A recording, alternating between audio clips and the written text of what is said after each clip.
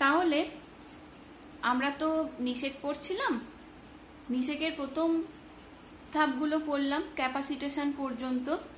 এবার আমরা যেটা পড়ব সেটা হচ্ছে অ্যাক্রোজোম বিক্রিয়া। অ্যাক্রোজোম কি না তোমরা জানো, শুক্রাণুর মস্তকে নিউক্লিয়াসের 2-3 অংশকে কভার করে যে টুপির মতো অংশটা থাকে, উৎসেচকপূর্ণ থলি, সেটা হচ্ছে অ্যাক্রোজোম। নিষেকে ওর কি ভূমিকা, হ্যাঁ মানে ও কি কাজ করছে নিষেকের সময়, ডিম্বাণুকে নিষিক্ত করার সময়, সেই ধাপটাই হচ্ছে অ্যাক্রোজোম বিক্রিয়া। অ্যাক্রোজোম বিক্রিয়া দেখার জন্য আমাদের এবার ডিম্বাণুর একটা ছবি আঁকতে হবে। তোমাদের ডিম্বাণুর অংশগুলো মনে আছে? আমি ডিম্বাণুর গোটা ডিম্বাণুর ছবি আঁকবো না, একটা পার্ট আঁকবো। এটা মনে করো ডিম্বাণুর সারফেস, এটা হচ্ছে ডিম্বাণুর কোন পর্দা, ডিম্বাণুর যে প্লাজমা পর্দা, উলেমা, ঠিক আছে, এটা উলেমা। উলেমার ওপরে এদিকে ভেতরে আছে, এদিকটা ডিম্বাণুর সাইটোপ্লাজম, ঠিক আছে, এদিকটা সাইটোপ্লাজম। সাইটোপ্লাজমের পরিধির দিকে আছে এরকম কর্টিক্যাল গ্র্যানিউল, এগুলো আগে পড়েছো, মিউকোপলিস্যাকারাইড পূর্ণ, তাই তো? এগুলো হচ্ছে কর্টিক্যাল দানা বা কর্টিক্যাল গ্র্যানিউলস। আর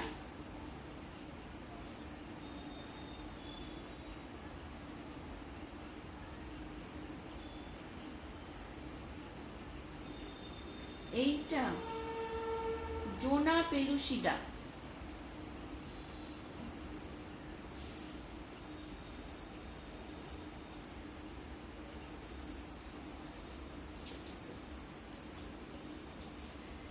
এই গ্রিন কালার যেটা দেখাচ্ছি এটা হচ্ছে আমাদের কি, জোনা,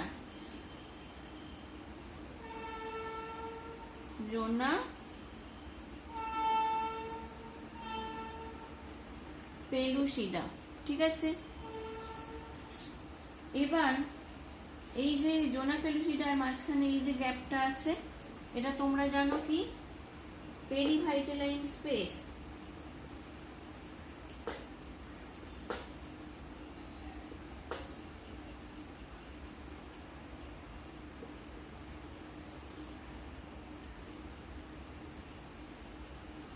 ঠিক আছে, এবার জোনার বাইরে কি থাকে পড়েছিলে, করোনা রেডিয়াটা কোষ, তাই তো? এরকম করোনা রেডিয়াটা কোষ স্তর থাকে, টোটাল এরকম থাকবে এদিকেও। তাহলে এগুলো হচ্ছে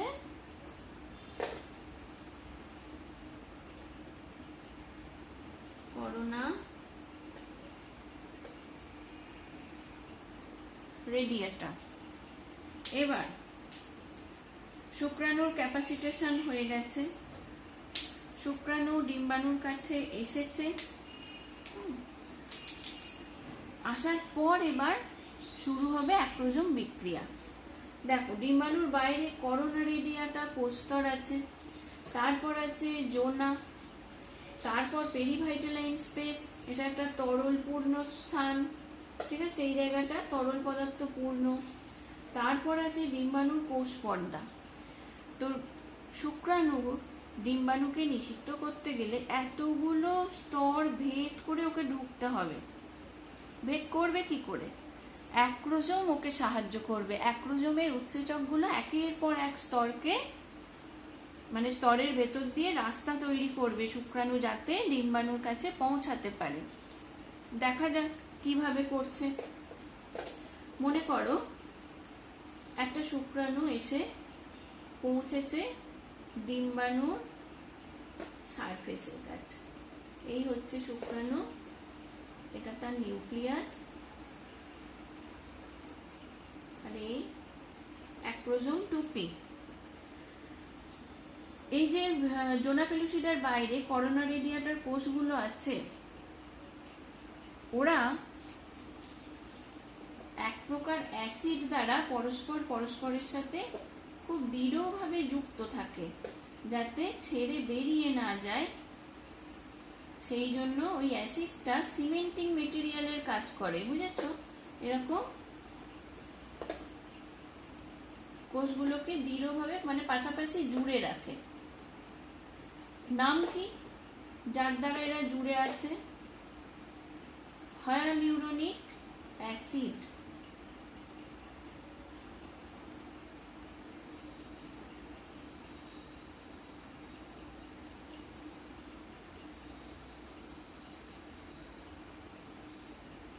তাহলে হায়ালুরোনিক অ্যাসিড করোনা রেডিয়াটার কোষগুলোকে দৃঢ়ভাবে জুড়ে রেখেছে। তাহলে এইটা এদের বন্ধন যতক্ষণ না ভাঙতে পারছি, ও তো ঢুকতে পারবে না। সেই জন্য শুক্রাণুর অ্যাক্রোজোম থেকে বার হয় হায়ালুরোনিডেজ হলো একটা উৎসেচক।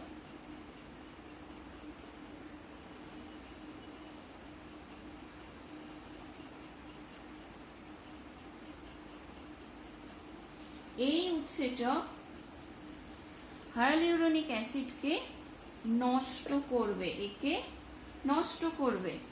ফলে কি হবে? নষ্ট হয়ে গেলে এই কোষগুলো একে অপরের থেকে বিচ্ছিন্ন হয়ে যাবে, আর জুড়ে থাকতে পারবে না। তখন এখান থেকে ওরা খসে যাবে। ঠিক আছে? তার মানে প্রথমেই দেখতে পেলাম শুক্রাণুর মস্তক থেকে হায়ালুরোনিডেজ বলে উৎসেচক বেরোলো, যারা করোনা রেডিয়াটার হায়ালুরোনিক অ্যাসিডকে নষ্ট করে দিল। ফলে কিছু করোনা কোষ খসে গেল। ঠিক আছে? করোনা রেডিয়াটার কোষগুলো খসে গেল, একটা জায়গা তৈরি হলো। এবার শুক্রাণু তার মানে ফার্স্ট লেয়ারটা ভেদ করতে পারলো।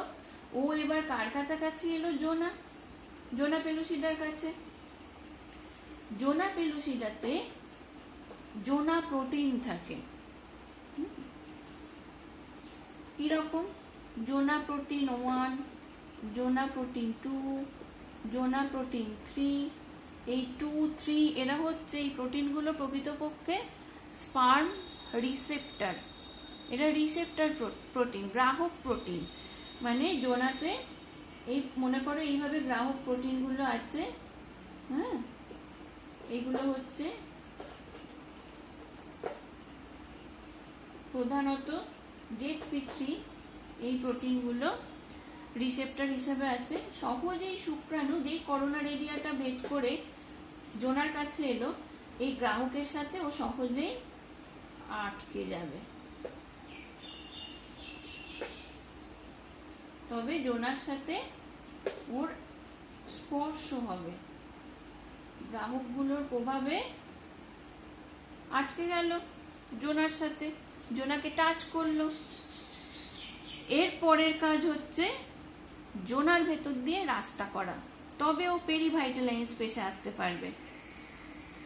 তাহলে এবার আবার কিছু উৎসেচক চাই জোনাকে পাচিত করার জন্য, ওর ভেতর রাস্তা করার জন্য। এখন কি বার হবে? এখন বার হবে অ্যাক্রোসিন বা স্পার্ম লাইসিন, যা বলবে।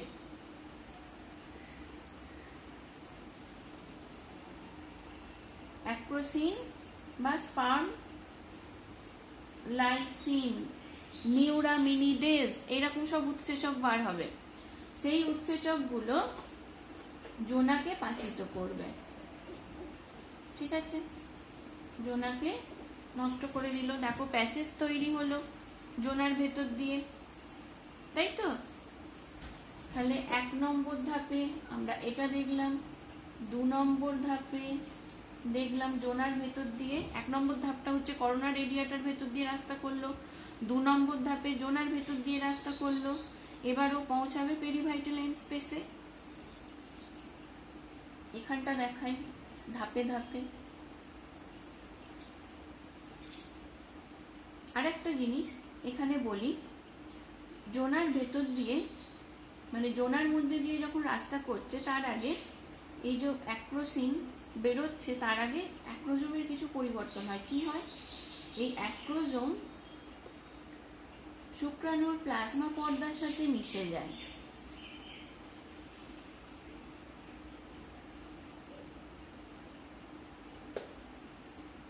মিশে গিয়ে দেখো মিশেছে, দিয়ে একদম এই ডগায় একটা ছিদ্র তৈরি হয়।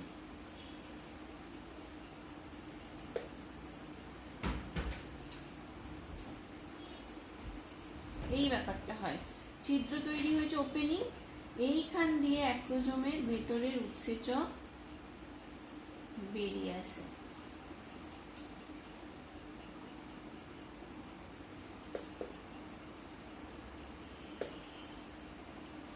বেরিয়ে এলো, জোনাকে পাচিত করলো। ঠিক আছে, তো পাচিত করার পর এবার ও চলে এলো পেরিভাইটালাইন স্পেসে। একটা জিনিস মাথায় রাখবে, শুক্রাণু কিন্তু সোজা লম্বভাবে ডিম্বাণুর পর্দাকে মানে প্লাজমা মেমব্রেনকে স্পর্শ করে না, একটু পার্শ্বীয় তল, এই পার্শ্বীয় তল দ্বারা স্পর্শ করে।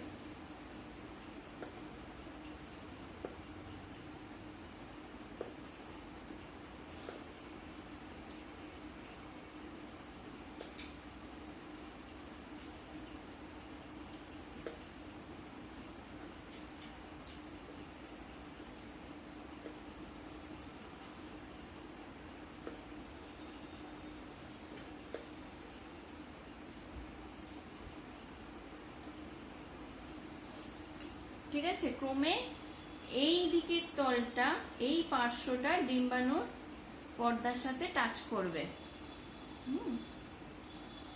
তার মানে এরপরে ছবিটা যেটা হবে,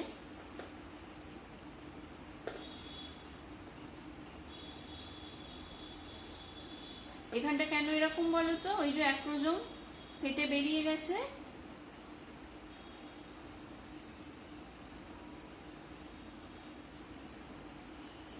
এরকম ব্যাপার।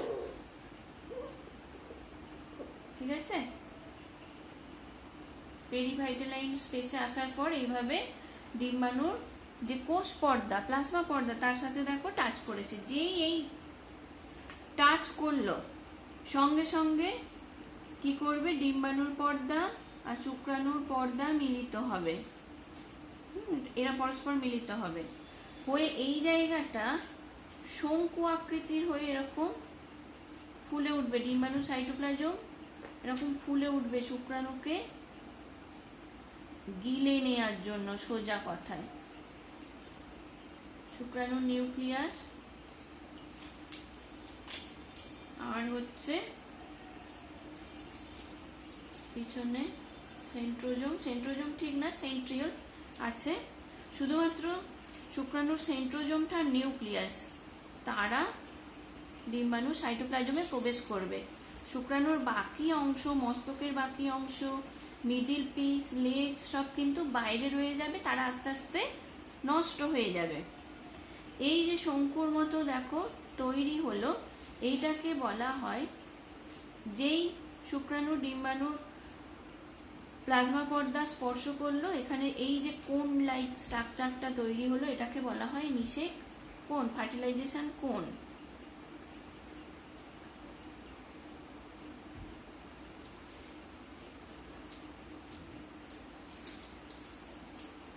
এটা আর কিছুই না, শুক্রাণুর নিউক্লিয়াস আর সেন্ট্রোজোমকে নিজের ভেতরে নিয়ে নেওয়ার জন্য এই স্ট্রাকচারটা তৈরি হচ্ছে। ঠিক আছে, তাহলে তোমরা দেখতে পেলে 1 নম্বরে কি হলো? করোনা রেডিয়াটা কোষগুলোকে দূর করলো, ওর যে হায়ালুরোনিক অ্যাসিড ছিল সেটাকে নষ্ট করে দিল, হায়ালুরোনিডেজ যেটা অ্যাক্রোজোম থেকে বেরোচ্ছিল। করোনা রেডিয়াটা থেকে সরে যাওয়ার ফলে সেখানে জায়গা তৈরি হলো, জোনার কাছে এলো। জোনাতে আমরা জোনা প্রোটিন দেখেছি, হ্যাঁ, জোনা প্রোটিন 2, জোনা প্রোটিন 3, মানে ZP2 ZP3, এগুলো হচ্ছে শুক্রাণু গ্রাহক হিসাবে কাজ করছে। তাদের প্রভাবে শুক্রাণু জোনা স্পর্শ করলো, মানে জোনায় আটকালো।